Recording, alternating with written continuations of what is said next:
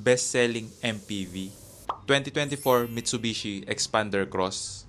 May 2025 model na, pero wala nga lang available na display. Yung sinabi sa akin na upgrade para sa 2025 model, yung infotainment system. Mas malaki siya na full screen. Wala nang physical button at volume knob. Yung price, 1,346,000 pesos. May daytime running light, projector LED headlamp, LED fog light. Maganda yung design ng front fascia. Hindi masakit sa mata yung chrome ng dynamic shield.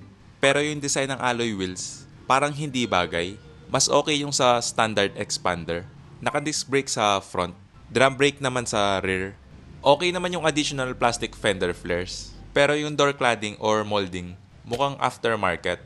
Chrome side mirror cover, walang camera for 360 view, gloss black roof rails, chrome yung window trim, pati na rin sa door handle. May keyless or smart entry button. Check natin yung interior. Sa door panel, hard plastic, leather armrest, power window control, pero yung driver window lang yung automatic. Two-tone leather seats. Hindi lang masyadong halata, pero dark blue yung sa side. Black naman yung sa middle part. Manual adjustment para sa driver seat. Hindi lang ako fan ng height adjustment knob. Parang nakakaluma siya. Leather wrap steering wheel. Kung hindi ako nagkakamali, ito din yung steering wheel ng Montero, yung previous model. Equipped na rin to ng electronic power steering, kaya siguradong magaan. 8-inch digital instrument cluster na parang same lang sa Montero. Pagdating sa visibility, okay naman. Hindi lang kita yung hood. Hindi rin sobrang kapal ng A-pillar, kaya less blind spot. Napansin ko lang na mahaba yung dashboard niya. Okay naman kasi parang spacious yung feeling. Yung dashboard, hard plastic, naka-push start ignition. Full screen na yung infotainment system para sa 2025 model. Single zone climate control. Okay lang naman yung single zone. Parang karamihan sa mga MPV, ganun yung setup sa climate control. 4-speed automatic transmission. Gusto ko sana matry yung performance ng 4-speed, pero wala silang available for test drive. Hintayin na lang nating mag-comment yung mga expander owner. Naka-electronic parking brake. Yung glove box, hindi dampen.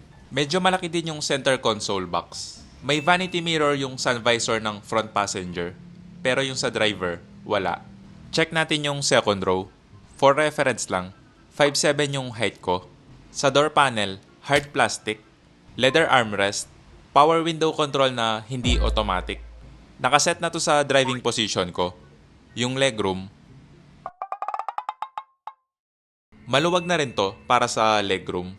Okay din yung foot space, makakapag-stretch ka ng maayos.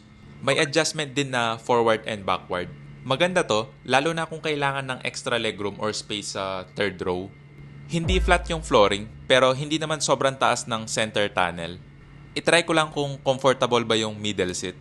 Okay lang yung seating position, hindi ka nga lang makakapag-stretch. Mas firm din tong middle seat compare sa side.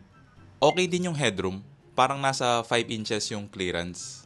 Reclining seat naman to, kaya hindi problema yung seating position or seat angle. Check naman natin yung tailgate.